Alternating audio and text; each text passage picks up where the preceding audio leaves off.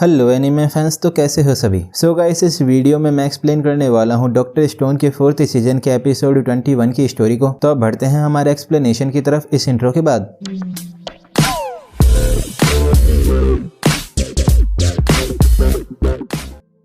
तो एपिसोड 21 के स्टार्ट में कोहाको कहती है कि ये बहुत अजीब बात है कि वो अब अपनी मौत के सामने खड़ी है, पर फिर भी उसे डर नहीं लग रहा है। हाँ, ऐसा इसीलिए है क्योंकि वो अकेली नहीं है और उसके फ्रेंड्स जरूर स्टैनली को हरा देंगे, और ऐसा वो साइंस की पावर का यूज करके करेंगे और शैंकू जरूर इस बैटल को जीतेगा। फिर ताइजू माइक में बहुत तेज आवाज में 3000 मीटर 1 सेकंड बोलता है, जिससे उसकी आवाज की एयर वेव्स की वजह से वो प्लेट टूट जाती है जिस पर पेट्रिफिकेशन डिवाइस रखा होता है। तभी जीन कहता है कि जी कितनी शॉकिंग आवाज थी। तो रियोसुई कहता है कि अब बस उन्हें यहाँ पर कंप्लीट हुआ पेट्रिफिकेशन डिवाइस रखना है, जिससे उनकी विक्ट्री इस बैटल में पक्की हो जाएगी। देन जब कासेकी उस डायमंड बैटरी को उठा रहा होता है तब वो डायमंड बैटरी टूट जाती है। तभी कासेकी कहता है कि दोबारा नहीं, और उन्हें इस डायमंड बैटरी को इस तरह से पॉलिश करना है जिससे ये डायमंड बैटरी आसानी से टूट जाए। तो क्रोम कहता है कि उनके पास इसे पूरा करने के लिए सफिशिएंट टाइम नहीं है, और क्रोम को हाकू, योगा और सुकासा से कहता है कि वो लोग कुछ और समय के लिए स्टैनली की आर्मी को रोक कर रखें। फिर माया कहती है कि जब तक वो लोग इस रेडियो को सही नहीं कर देते हैं वो लोग आगे नहीं जा सकते हैं। तभी स्टैनली कहता है कि नहीं, वो लोग रुकने वाले नहीं हैं, और जिन 3 लोगों ने उन पर अभी हमला करा था वो तीनों शैंकू की यूथ साइंस टीम के सबसे ताकतवर मेंबर्स थे, और उनके एनिमी ने उन पर अपना बेस्ट कार्ड क्यों फेंका है जबकि उन्हें पता था कि ऐसा करना उनके लिए कितना डेंजरस है। तो माया कहती है कि वो सही है और ये अजीब बात तो है। तभी स्टैनली कहता है कि इसका मतलब उनका एनिमी अब खुद के लिए टाइम बाय करने की कोशिश कर रहा है, और भले ही ऐसा करने के लिए उन्हें अपनी जान भी क्यों ना गंवानी पड़े, और उसकी बैटल इंस्टिंक्ट उससे कह रही है कि उन्हें अभी अपने एनिमी पर अटैक करना चाहिए। देन स्टैनली कहता है कि वो उन्हें टाइम नहीं बाय करने देगा, भले ही ऐसा करने के लिए उन्हें अपने कम्युनिकेशन को छोड़ना भी पड़े, इसीलिए अब वो उनके एनिमी के बेस को एलिमिनेट करेंगे। फिर शैंकू लूना से कहता है कि उन्हें उनकी रिवाइवल फ्लूइड को ले जाने वाली टीम की जरूरत पड़ेगी, जिससे वो अपने सेल्फ डिस्ट्रक्ट पेट्रिफिकेशन प्लान को वर्क करा सकें, क्योंकि सुइका और फ्रांसोइस को अब उनके एनिमी ने बंदी बना लिया है, इसीलिए अब वो इस कार्य को करेगी। तभी लूना कहती है कि हाँ, वो लोग इस काम के लिए उस पर भरोसा कर सकते हैं, पर शैंकू इस काम के लिए उसे क्यों चुन रहा है। तो शैंकू कहता है कि अगर उनके स्टैचूज टूट गए और उनके हाथ पैर खो गए तो उन्हें एक डॉक्टर की जरूरत पड़ेगी जिससे वो उनके हाथ और पैरों को दोबारा से जोड़ सके। तभी रियोसुई कहता है कि इस मिशन में चेल्सी लूना को गाइड करेगी और उन दोनों को यहाँ से कहीं बहुत दूर जाकर छिपना होगा। तो चेल्सी उन्हें हाँ बोलती है। उसके बाद मैक्स कहता है कि कार्लोस लूना को उनके बिना क्यों जाने दे रहा है और उन्हें भी लूना के साथ में जाना चाहिए। तभी कार्लोस मैक्स को चुप करा देता है। फिर चेल्सी और लूना वहाँ से चले जाते हैं। तभी चेल्सी कहती है कि वो लूना को किसी सुरक्षित जगह पर ले जाएगी और उसे ऐसा करना ही होगा। देन चेल्सी रोने लगती है। तभी लूना चेल्सी से पूछती है कि क्या वो ठीक है, और उसे अचानक से ये क्या हो गया है। तो चेल्सी लूना को सॉरी बोलती है। तभी यूकियो एक पेड़ के ऊपर से देखता है कि स्टैनली ने सुइका, फ्रांसोइस, गिनरो और मासुकाजे को अपना बंदी बना रखा है। तो यूकियो सोचता है कि उसे कोहाकू, योगा और सुकासा यहाँ नहीं दिख रहे हैं जो कि स्टैनली को रोकने गए थे। इसका मतलब वो लोग अब फिनिश हो चुके हैं। फिर चेल्सी कहती है कि सभी को पता है कि अब क्या होने वाला है, और वो लोग अब पेट्रिफिकेशन डिवाइसेस को समय पर सही नहीं कर पाएंगे,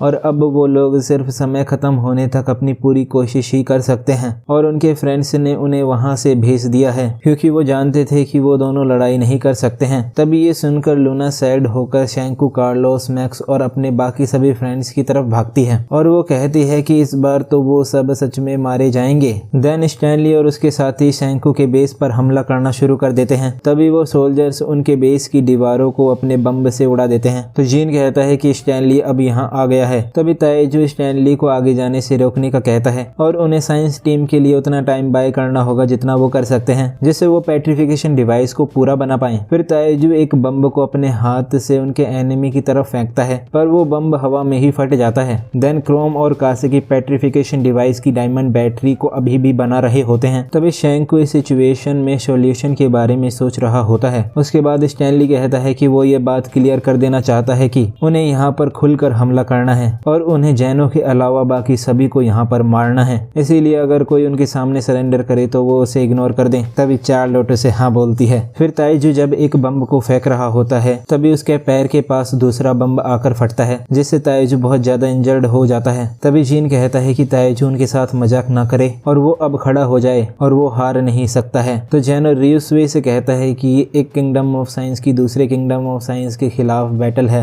और उनकी इसी फाइनल बैटल से ये तय होगा कि इस प्लेनेट पर कौन राज करेगा। और अब इस प्लेनेट पर ऐसा कोई आदमी नहीं है जो कि स्टैनली को रोक सके और उसे हमेशा से पता था कि सेंकू उसके अर्थ को निरंकुशता से टेक ओवर करने के प्लान में उसका साथ कभी नहीं देगा। इसीलिए उन्हें सेंकू को या तो मारना होगा या फिर उन्हें सेंकू को उसकी पूरी लाइफ के लिए जेल में बंद करके रखना होगा। पर अगर उनमें से कुछ लोग जेनो की बात मान लेते हैं तो वो उन लोगों को जीने देगा। तभी रियुसुई जेनो की बातों पर हंसता है और रियुसुई कहता है कि किसने कहा कि ये फाइट अब खत्म हो गई है और उनका कमाया हुआ हर एक सेकंड उन्हें एक कदम आगे ले जा रहा है और 2 एक्स्ट्रा सेकंड्स उन्हें 2 कदम आगे ले जा रहे हैं। और इसी तरह से सेंकू की टीम साइंस के फ्यूचर की तरफ आगे की ओर बढ़ेगी। और क्या डॉक्टर जेनो इस बात को भूल गया है कि साइंस का सार भविष्य को निरंतर तराशना है? और वो सही कह रहा है ना। और भले ही उनमें से कुछ इस रास्ते पर चलते हुए बीच में गिर भी जाएं, पर फिर भी वही लोग उसे इस रास्ते के अंत में खड़े हुए मिलेंगे और वो सभी अब पत्थर में बदल जाएंगे और इससे वो सभी बच जाएंगे। और ऐसा उनकी साइंस के फ्यूचर की वजह से होगा जो कि डॉक्टर स्टोन है। फिर ये सुनकर जेनो कुछ बोल नहीं पाता है। तभी स्टैनली रियुसुई को गोली मार देता है। तो ये देखकर जीन बहुत दुखी हो जाता है। देन सेंकू कासेकी को एक बम के एक्सप्लोजन से बचाता है। तभी लूना ये देखकर रोने लगती है। उसके बाद जीन लड़ाई बंद करने के लिए व्हाइट फ्लैग लहराता है, पर स्टैनली और उसके साथी इस झंडे को गोली से उड़ा देते हैं। फिर कासेकी कहता है कि अब उनके सारे डायमंड्स इस आग में जल गए हैं और अंत में वो लोग कुछ भी नहीं कर पाए हैं और उन्होंने मिलकर इसके लिए बहुत हार्ड वर्क करा था, पर पेट्रिफिकेशन डिवाइस उन ह्यूमंस के हाथ नहीं लग पाया है और ये पेट्रिफिकेशन डिवाइस अब भी वाई मैन के हाथों में है और वो अब आगे फ्यूचर की तरफ नहीं जा पाएंगे। तभी क्रोम कहता है कि भले ही वो लोग अपने गोल पर नहीं पहुंच पाए हों, पर फिर भी उन्होंने फ्यूचर की तरफ अपने कदम बढ़ाए हैं। देन शेंकू को वहां पर उनके रेडियो पर एक कॉल आती है।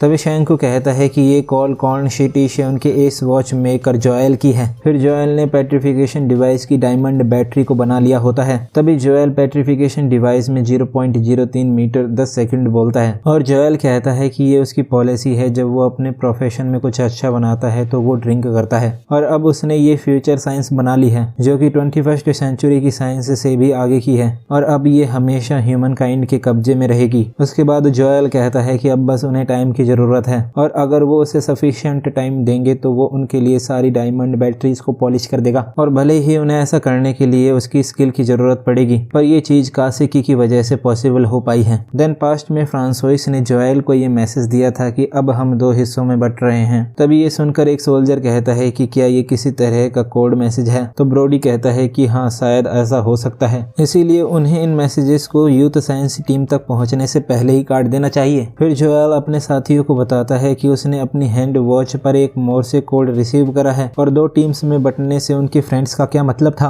और जिस चैनल से ये मैसेज आया था उस चैनल को हमेशा वो लोग डायमंड बैटरीज के बारे में टेक्निकल इन्फॉर्मेशन शेयर करने के लिए यूज करते हैं और जरूर उनके फ्रेंड्स उन्हें कुछ बताना चाह रहे हैं और शायद ये बात डायमंड्स को पॉलिश करने से रिलेटेड है जिस पर अभी वो फंसे हुए हैं और उन लोगों की जापान टीम में भी जरूर एक प्रोफेशनल टेक्नीशियन होगा। तभी मिनामी बताती है कि हाँ, ये कासेकी है। तो जोएल एक डायमंड बैटरी को एक एंगल से हिट करके उसे 2 हिस्सों में बांटता है और वो कहता है कि ये डायमंड क्लीनली 2 हिस्सों में बट गया है और इन डायमंड बैटरीज में कई कमजोर लाइंस हैं जो कि इस बैटरी के बीच के पॉइंट तक जा रही हैं और कासेकी उनके लिए एक लाइफ सेवर है और अब वो जानते हैं कि ये डायमंड बैटरीज कैसे बनी हैं, पर इन बैटरीज को ऐसे पॉलिश करना बहुत चैलेंजिंग है। तभी जोएल ऐसी डायमंड बैटरीज बनाने लगता है। उसके बाद प्रेजेंट में जोएल कहता है कि ये देखो कासेकी, उनके वर्ल्ड के पहले आर्टिफिशियल पेट्रिफिकेशन डिवाइस ने अभी अपनी पहली लाइट दी है और ये उन दोनों का जॉइंट प्रोजेक्ट है। तो कासेकी जोएल को थैंक्स बोलता है और उसका वर्क बेकार नहीं गया है और भले ही वो लोग यहाँ मारे भी जाते हैं तब भी उनके द्वारा दी गई साइंस की इंफॉर्मेशन फ्यूचर में जाएगी। फिर ब्रोडी जोएल से वो पेट्रिफिकेशन डिवाइस ले लेता है और ब्रोडी उनके रेडियो को भी तोड़ देता है। तभी बाकी के सोल्जर्स उन सभी को गन पॉइंट पर रखते हैं। देन ब्रोडी सोचता है कि उसे इसे अपने साथ ले जाना होगा क्योंकि ये एक बहुत खतरनाक हथियार है। तभी ब्रोडी उस पेट्रिफिकेशन डिवाइस को एक तिजोरी में बंद कर देता है। तो कासेकी कहता है कि अब वो जोएल को कांग्रेचुलेट करना चाहता है। तभी क्रोम कहता है कि कासेकी को जोएल से रेडियो की मदद से बात करनी चाहिए और अब इससे कोई फर्क नहीं पड़ता है कि स्टैनली उनकी बातों को सुन रहा है। तो शैंकू कहता है कि क्रोम सही बोल रहा है। तभी जीन कहता है कि स्टैनली के पास इस वक्त एक रेडियो नहीं है और इसीलिए वो लोग इस वक्त इतना एग्रेसिव हो रहे हैं और इस बीच वो रेडियो पर बात भी नहीं कर रहे हैं और उन्होंने उनके व्हाइट फ्लैग को भी शूट कर दिया था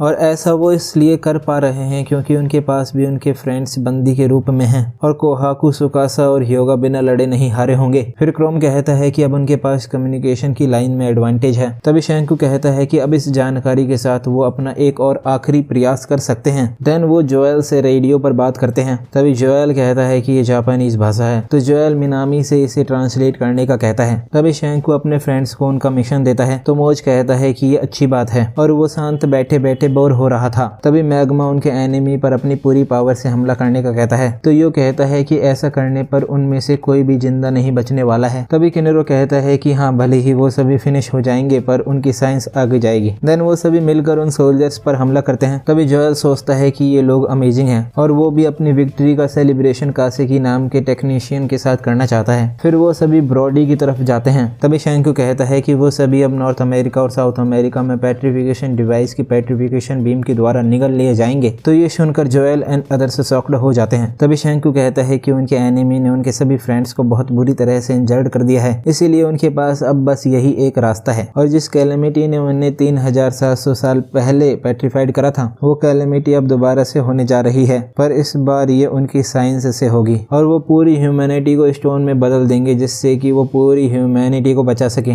then Joel and others Brody के सामने आ जाते हैं। तभी ब्रॉडी सोचता है कि इन लोगों को पता है कि वो लोग लड़ते हुए यहाँ पर मारे जाएंगे, पर फिर क्यों? फिर मैग्मा और अदर्स आगे बढ़ते हैं। तभी ब्रॉडी अपने सोल्जर्स से कहता है कि ये लोग पेट्रिफिकेशन डिवाइस लेना चाहते हैं, इसीलिए वो इन लोगों को पेट्रिफिकेशन डिवाइस के पास न आने दे। तो सोल्जर्स उन पर फायर करते हैं। तभी यो एंड अदर्स को ये बुलेट्स हिट होती हैं। देन हनाडा कहती है कि उन्हें सभी की लाइफ बचाने के लिए बिना हेजिटेशन के आगे बढ़ना चाहिए। तभी मौज अपने भाले की टेक्निक से उन सभी सोल्जर्स को हरा देता है और वो ब्रॉडी से उस तिजोरी की चाबी ले लेता है। तभी वो चाबी हवा में होती है जिसे होमुरा पकड़ती है तो ब्रॉडी होमुरा के हाथ को शूट करता है। तभी क्रिस शामे इस चाबी को अपनी रस्सी से खींचकर मैग्मा को देती है तो मैग्मा इस चाबी से वो तिजोरी खोल देता है। तभी वो सोल्जर्स मैग्मा को भी शूट कर देते हैं और वो सोल्जर्स वहां पर बाकी सभी को भी फिनिश कर देते हैं। फिर वो सोल्जर्स और ब्रॉडी ऐसा करके शेड हो जाते हैं। तभी वहां पर जोएल बचा होता है जो कि अपनी वॉच का रिसीवर स्टार्ट करके अपने हाथ में पेट्रिफिकेशन डिवाइस को पकड़ता है तो ब्रॉडी उस तिजोरी के गेट को बंद कर देता है। तभी ब्रॉडी कहता है कि जोएल उन्हें धोखा क्यों दे रहा है तो जोएल कहता है कि वो किसी को भी उसकी विक्ट्री में बाधा नहीं डालने देगा। तभी ब्रॉडी कहता है कि ऐसा नहीं है और जोएल तो बस अपने यूथ साइंस टीम के दोस्तों को मरने नहीं देना चाहता है और वो कासेकी से भी बात करना चाहता है,